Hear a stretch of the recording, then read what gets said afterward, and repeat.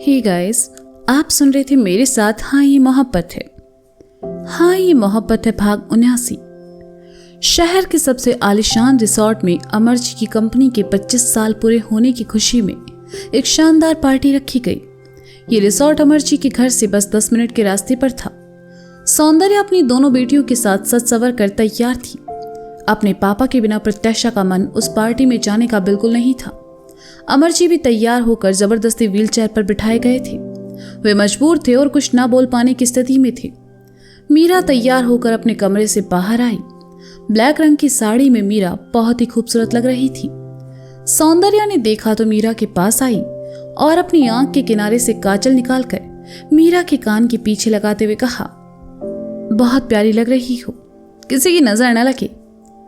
सौंदर्या बुआ की बातों से मीरा को चापलूसी की बू आ रही थी। उसने धीरे से सौंदर्या का हाथ नीचे किया और अमर जी की तरफ चली आई। मीरा घुटनों के बल उनके सामने बैठी और उनका कोट सही करते हुए कहा, आप बहुत अच्छे लग रहे हैं, आइए चलते हैं। मीरा ने अमर जी की व्हीलचेयर पकड़ी और उन्हें लेकर दरवाजे की तरफ बढ़ गई। दी, क्या मैं आपके साथ चल सकती हूँ? प्रत्याशा ने कहा। आ जाओ, मीरा ने कहा और वहां से चली गई। मीरा के इस बर्ताव से सौंदर्या थोड़ा हैरान थी। वह वहीं खड़ी उसे जाते हुए देखती रही तो जिज्ञासा ने आकर कहा, ममा, अब क्या सारी रात यहीं खड़े रहने का इरादा है? चलिए ना, देर हो जाएगी। हाँ हाँ चलो, सौंदर्या ने कहा और जिज्ञासा के साथ आगे बढ़ गई। रास्ते भर सौंदर्या के दिमाग में बस उथल पुथल चलती रही। आखिर मीरा ने पहली बार सौंदर्या को नजरअंदाज जो किया था। सभी रिजॉर्ट पहुंचे। काफी लोग वहां आ चुके थे और कुछ लोग आने बाकी थे। मैनेजर ने जब मीरा को देखा तो दौड़कर उसके पास चला आया और उसे सब बताने लगा। सबकी निगाहें आज मीरा पर ही थी। मीरा इतनी सुंदर जो लग रही थी। बहुत दिनों बाद मीरा अमर जी के ऑफिस वालों से मिल रही थी, इसलिए सब उससे बातें करने लगे। मैनेजर अमर जी की व्हीलचेयर को लेकर उनको मिलाने लगा। इतने दिनों बाद सबको देखकर अमर जी का दिल खुश हो गया और आंखों में खुशी के भाव तैरने लगे। सब सही चल रहा था। कुछ देर बाद अर्जुन और सोमी जीजू भी वहां आ पहुंचे। मीरा ने उन्हें देखा तो उनकी तरफ चली आई। अर्जुन भैया, सोमी जीजू, आप दोनों यहाँ? मीरा ने हैरानी से पूछा। क्यों मीरा, हमें यहाँ देखकर तुम्हें अच्छा नहीं लगा क्या? अर्जुन ने सवाल किया। ये कैसी बातें कर रहे हैं आप? छोड़िए, कैसे हैं आप? मीरा ने अपनेपन से कहा। मैं ठीक हूं, तुम कैसी हो? अर्जुन ने कहा। हम भी ठीक है। राधा माँ कैसी है? वो साथ नहीं आई? मीरा ने कहा। तुमने हम सबको बुलाया ही कहाँ मीरा? ये तो तुम्हारे मैनेजर की वजह से हमें इनविटेशन मिला है। सोमी जीजू ने झूठी नाराजगी जताते हुए कहा। मीरा ने सुना तो उदास हो गई। अक्षत का चेहरा एकदम से उसकी आंखों के सामने आ गया और उसने कहा, जीजू, आप तो जानते हैं ना अक्षत जी, हम नहीं चाहते हमारा गुस्सा वो आप सब पर निकाले, बस इसलिए हमने किसी को, वैसे भी ये पार्टी ऑफिस की तरफ से है, हम। मीरा को उदास देखकर सोमी जीजू ने कहा, अरे बस बस मीरा, मैं तो मजाक कर रहा था। वैसे मैंने सुना था साले साहब भी यहाँ आने वाले हैं। मीरा, आज अच्छा मौका है, तुम दोनों को अपनी गलतफहमियां दूर कर लेनी चाहिए। बातों ही बातों में सोमी जीजू ने मीरा के सामने अपने दिल की बात कह दी, लेकिन मीरा ने सुना तो सोच में पड़ गई और मन ही मन खुद से कहने लगी, उससे पहले कहीं राजू से पर्दा उठना जरूरी है जीजू। अच्छा मीरा सुनो, मैनेजर ने तुम्हें जो फाइल। अर्जुन ने जैसे ही कहा, सौंदर्या बुआ वहां टपक पड़ी और मीरा के कंधे पर हाथ रखकर उसे वहां से ले जाते हुए कहा, मीरा, वहां इतने बड़े बड़े लोग तुमसे मिलना चाहते हैं और तुम यहां खड़ी हो। इन लोगों से तो तुम बाद में भी मिल सकती हो। सोमी जीजू ने सुना तो उनका खून ही खौल गया और उस पर सौंदर्या ने तो उन्हें और चिढ़ा दिया। सोमी जीजू जैसे उसके पीछे जाने लगे, अर्जुन ने उन्हें रोक लिया और कहा, जीजू क्या कर रहे हैं आप? तमाशा सौंदर्या बुआ को करना है, हमें नहीं, कंट्रोल कीजिए। बस वही नहीं कर पा रहा मैं। और ये साले साहब कहाँ रह गए? अब तक तो उन्हें आ जाना चाहिए था। सोमी जीजू ने इधर उधर देखते हुए कहा, लेकिन अक्षत उन्हें कहीं नजर नहीं आया।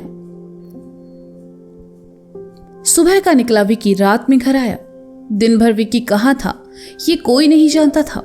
जैसे ही वह अंदर हॉल में आया, सिंघानिया जी ने कहा, विकी कहाँ से आ रहे हो और आज पूरा दिन तुम कहाँ थे? मैं माँ से मिलने गया था डैड, पूरा दिन उन्हीं के साथ था, विकी ने बिना किसी भाव के कहा। व्हाट? ये क्या बकवास कर रहे हो तुम उस घटिया औरत से मिलने क्यों गए थे? सिंघानिया जी ने गुस्से से चिल्लाते हुए कहा।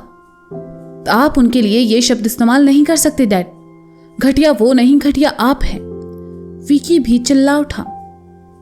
हाउ डेयर यू, तुम मुझसे जबान लड़ा रहे हो, मुझसे, गौतम सिंघानिया से। उस बेहुदा औरत ने तुम्हारे दिमाग में ये सब कचरा भरा है। मैं जानता हूं, वो जब से मेरी जिंदगी में आई है उसने मेरी जिंदगी को नर्क बना दिया है। सिंघानिया जी भी गुस्से में बौखला उठे। और आपने उनके साथ क्या किया? क्या आप वो भूल गए डैड? आपने उन्हें कभी टाइम नहीं दिया, कभी उनकी रिस्पेक्ट नहीं की, कभी उनसे प्यार नहीं किया, और जब मन भर गया तो आपने उन्हें घर से निकाल दिया। वो दर दर की ठोकरें खाती रही, लेकिन आपने कभी उनके बारे में जानने की कोशिश तक नहीं की। मुझसे हमेशा झूठ कहा, मेरी माँ बदचलन थी, गलत थी। गलत वो नहीं, गलत आप है डैड। कहते कहते विकी रोआ सा हो गया। मैं सोच भी नहीं सकता विकी, उस औरत की बातों में आकर तुम मुझसे ऐसे पेश आओगे। तुम्हें उस औरत पर भरोसा है तो जा सकते हो तुम उसके पास, लेकिन जाने से पहले मेरी एक बात याद रखना विकी, मैं अपनी जायदाद में से एक फूटी कौड़ी तुम्हें नहीं दूंगा, समझे तुम? सिंघानिया जी ने कहा और वहां से चले गए। हाँ तो मत दीजिए आपकी दौलत, मैं आपकी दौलत के लिए यहां नहीं हूं। मैं गलत आदमी का साथ हरगिज नहीं दे सकता, समझे आप? विकी भी गुस्से में चिल्लाया, लेकिन तब तक सिंघानिया जी वहां से जा चुके थे।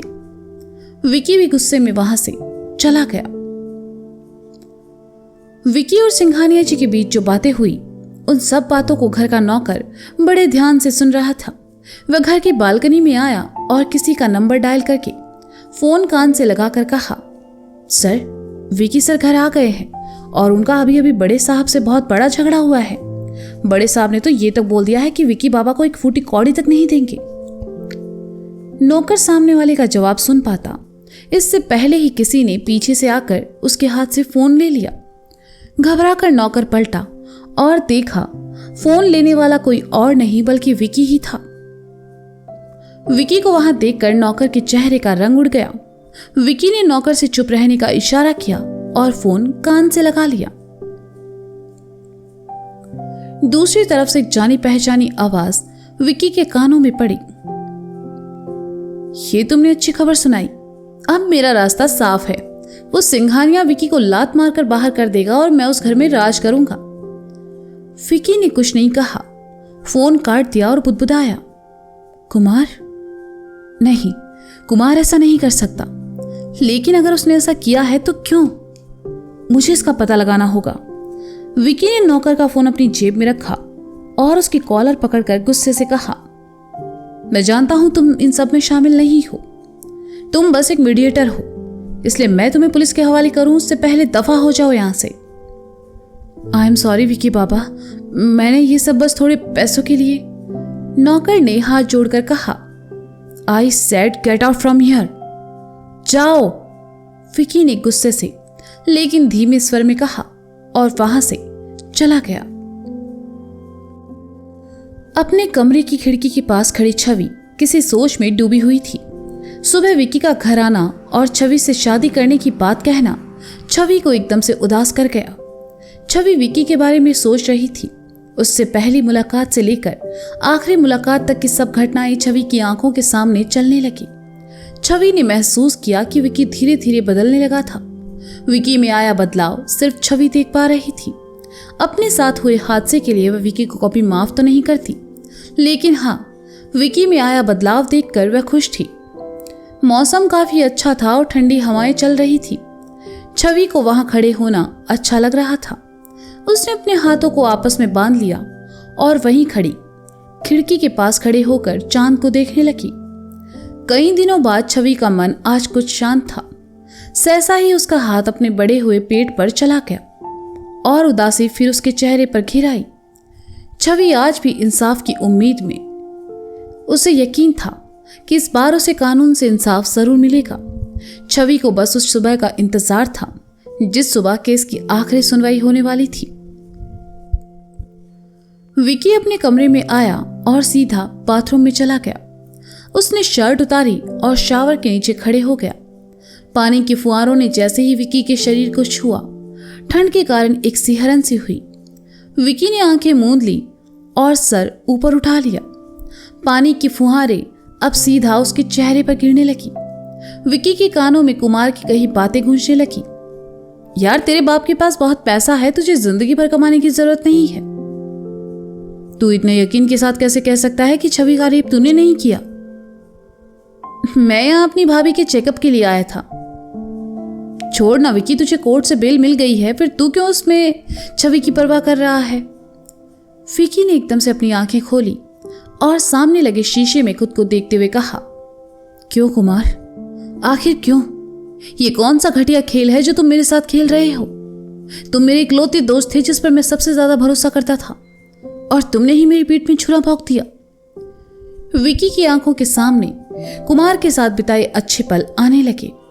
वह यकीन ही नहीं कर पा रहा था कि उसके दोस्त ने उसके साथ इतना बड़ा धोखा किया। कुमार विकी और उसके घर वालों पर नजर रखे हुए था, और ये क्यों था ये विकी नहीं जानता था। लेकिन ऐसे बहुत से सवाल थे जिनका जवाब उसे कुमार से लेना था, और यही सोचकर विकी ने शावर बंद किया, कपड़े बदले और बाथरूम से बाहर आ गया। विकी कुमार से मिलने जा ही रहा था। वह उससे आमने सामने बात करके सब क्लियर करना चाहता था, इसलिए उसने अपनी गाड़ी की चाबी उठाई और जैसे ही जाने लगा उसका फोन बजा। एक अनजान नंबर से कॉल देखकर विकी ने फोन उठाया और कहा, हेलो, कुमार से मिलने जा रहे हो? दूसरी तरफ से आवाज आई। तुम्हें कैसे पता? विकी ने हैरानी से कहा। इस अनजान आदमी से विकी पहले भी बात कर चुका था। अपनों से धोखा मिलने के बाद सबसे पहली गलती यही करता है कि वह धोखा खाने वाले से सवाल करने जाता है। उसने ऐसा क्यों किया? दूसरी तरफ से किसी ने सधे हुए स्वर में कहा, मुझे यह जानना है आखिर कुमार ने यह सब क्यों किया, और क्या डैड के साथ डील करने वाला इंसान कुमार है? अगर कुमार वो इंसान है तो फिर उसे पता होगा छवि का रेप किसने किया। मैं उसे छोड़ूंगा नहीं। दोस्त होकर उसने मेरी पीठ में छुरा घोंपा है, विकी ने तड़प कर कहा। ये वक्त जोश का नहीं होश का है विकी। तुमने वो कहावत नहीं सुनी, घर का भेदी लंका ढाए? दूसरी तरफ से आदमी की आवाज आई और विकी खामोशी से उसकी बात सुनने लगा। तो दोस्तों, क्या लगता है आपको, कुमार आखिर है क्या? छवि का जिसने किडनैप किया वो, या अमायरा को जिसने किडनैप किया वो, या फिर जिसने छवि का रेप किया वो? इन सारे सवालों के जवाब आपको मिलेंगे हाँ ये मोहब्बत है भाग 80 में। तो मिलते हैं जल्द ही। Bye bye.